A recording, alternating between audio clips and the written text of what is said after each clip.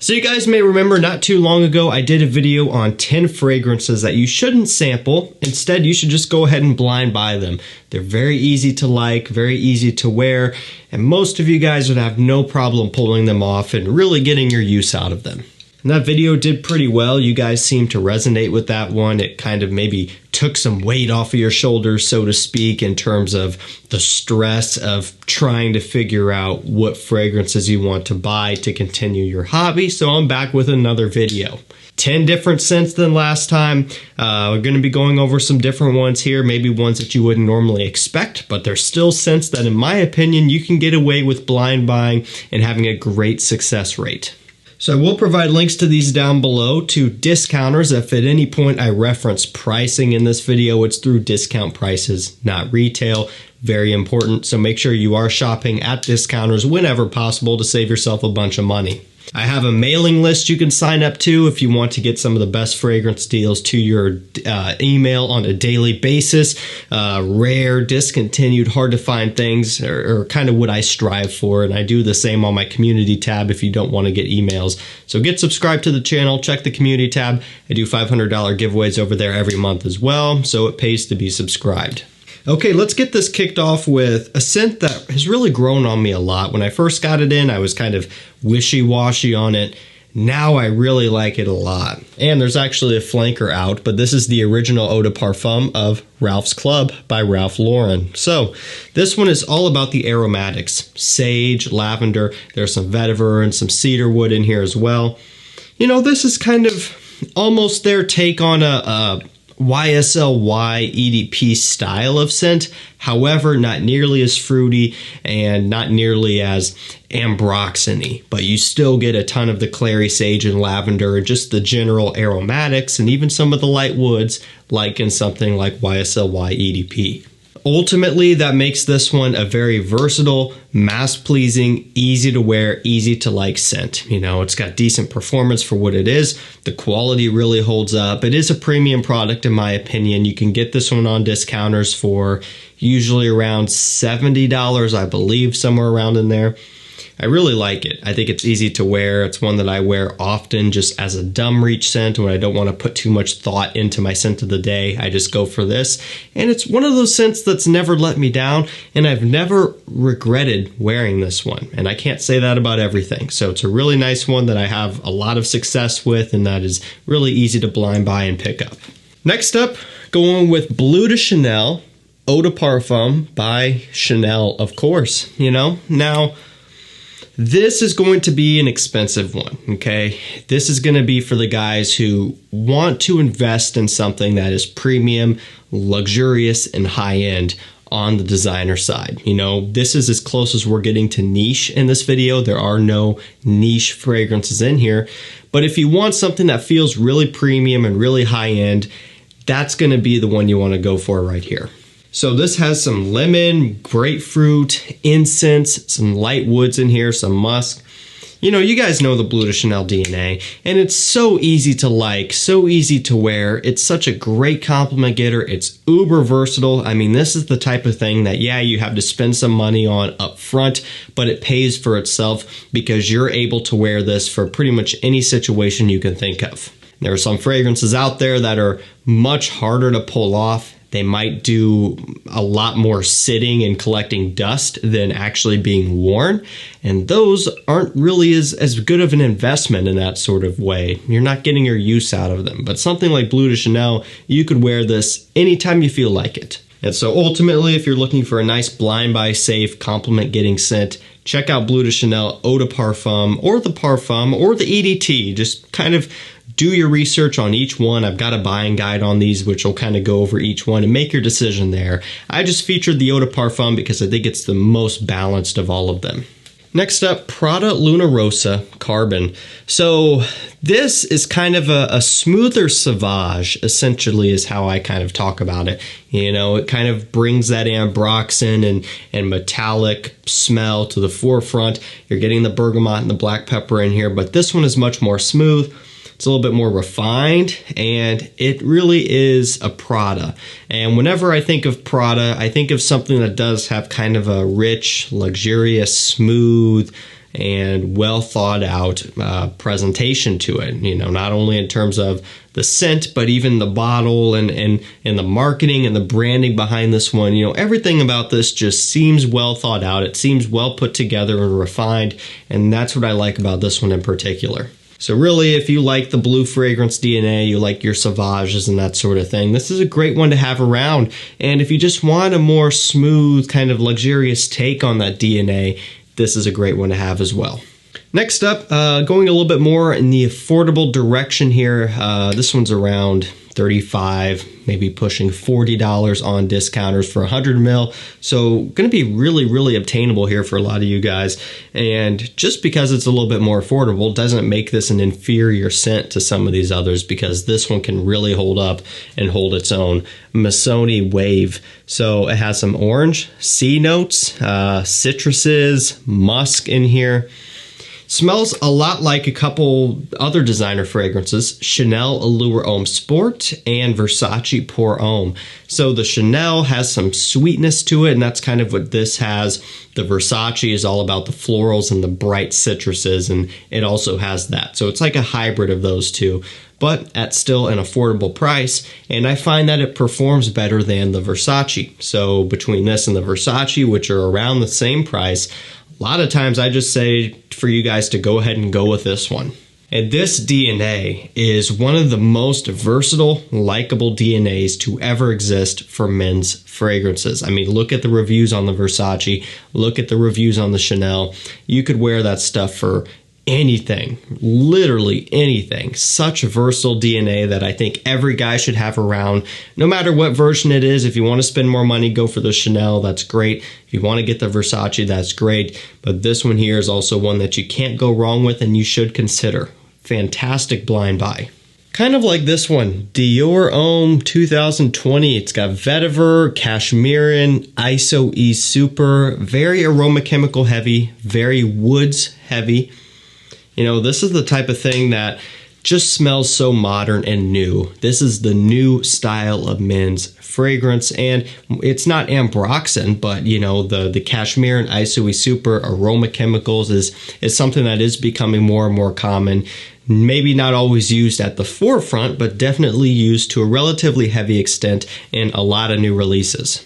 Gives it a very masculine, fresh, new style smell. The vetiver in here is a little bit soapy. It just makes it very wearable. This type of thing is another one that can be worn for any situation. It doesn't really matter. You don't have to put a lot of thought into it.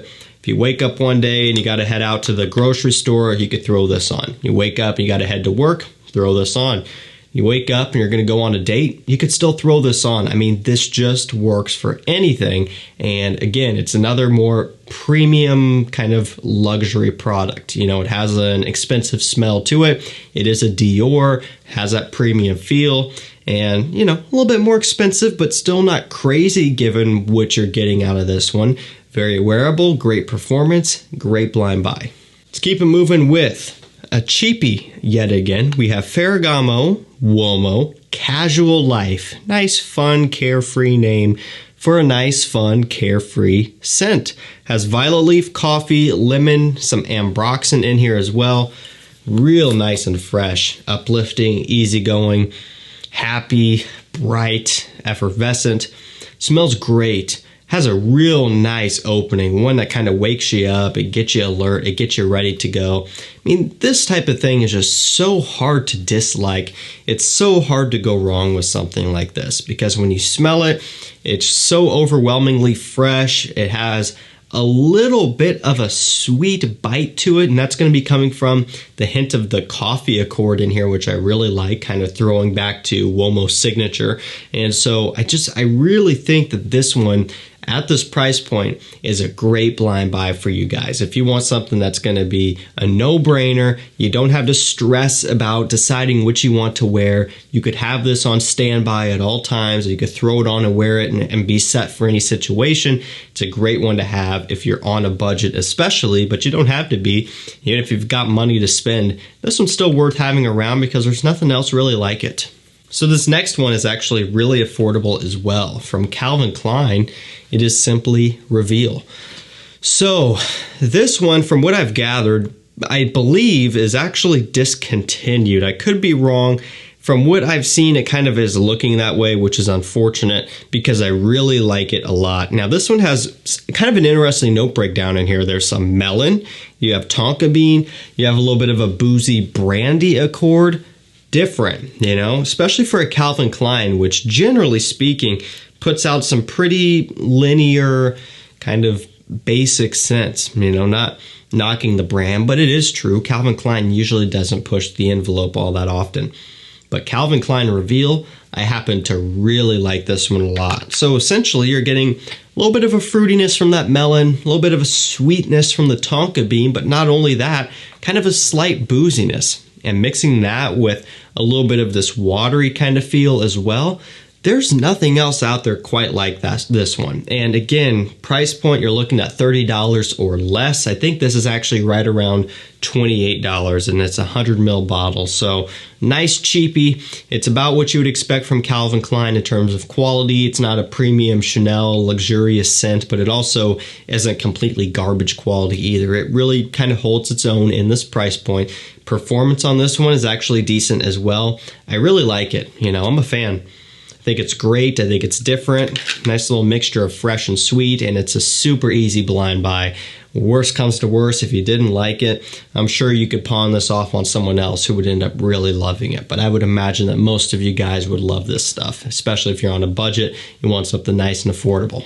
Next up, AZZARO Chrome Extreme. Has C notes, cashmerean, some orange in here, and not listed, but kind of a mineral notes smell, and that's coming from the similarities to Acqua di Gio Profondo. So that's what this one is going to be similar to. Now, they both came out in the same year, and I couldn't really find online which one actually came first, because from when I was looking, it looked to be pretty close. So I guess it's actually possible that Acqua di Gio Profondo could be a clone of this, and I really don't think in this instance it would be a cloning situation. I think if anything, it's I don't know, a brief gets passed around, some different mods get passed around and got handed between the two and that sort of thing, and you just kind of ended up with products that were similar.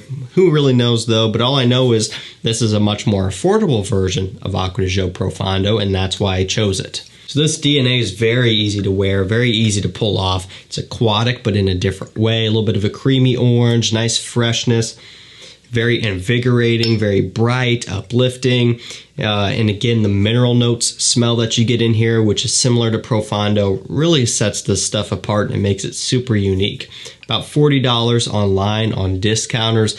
Great blind buy. Okay, second to last, we have Yves Saint Laurent L'Homme. This is going to be the Le Parfum. Has amberwood, ozonic notes, and some geranium in here. Love this stuff. Each time I smell it, each time I wear it, I love it even more. The reason why is because it actually reminds me a little bit of Yves Saint Laurent Y EDT/EDP. You take that and you mix it with the original L'Homme, you know, the OG gentlemanly L'Homme DNA. So it's kind of like the original L'Homme meets some BLEU fragrance, and that's kind of what you get. And it makes sense, right? You have this being a L'Homme flanker, so there is some of that DNA lingering in here, but then the amberwood and the freshness to kind of give you that DNA. And it really does smell that way, especially when you catch it off the top in the air. You get some of that going on, and I really like it for that reason, because I love the original L'Homme. It's one of my favorites. You can go way back on my channel and look and see that I'm not just making that up, but I also really like Y Eau de Parfum, and you guys know that as well. So when you have something that kind of mixes the best of both worlds, I think it's a really, really well done release. Very versatile, super easy to wear, a huge compliment getter. Great quality from this one as well, and an easy blind buy. And last up for this video from Givenchy, it's going to be Gentleman Eau de Parfum Boisee. So it has iris, you get some sandalwood in here, some cacao, some other woods going on, so it's a little bit chocolatey and sweet, but very heavy on this nice silky smooth sandalwood. And that's one of the main things you'll notice about this one, is just how smooth and creamy it is, and a lot of that is coming from this sandalwood accord in here, which smells amazing. So this one's a little bit easier to wear, probably easier to pull off compared to something like Gentleman Eau de Parfum or Eau de Parfum Reserve Privé, the newest. And it's kind of right there in the middle of that and Gentleman Eau de Toilette Intense, which is heavy on the woods and the aromatics. So if you want a little bit of a sweeter scent, that's still going to be easy to blind buy and easy to wear in a lot of situations in the cool weather. You can't go wrong with this one. Really big fan of it. Alrighty guys, that's going to do it for me. 10 fragrances that you shouldn't sample. You should just dive right into these and blind buy them. And chances are, if you know what you're after, you're going to love these. Links will be down below. That's going to do it for me. Thank you so much for watching. Stay safe, stay healthy. We'll see you tomorrow with another one. Take care.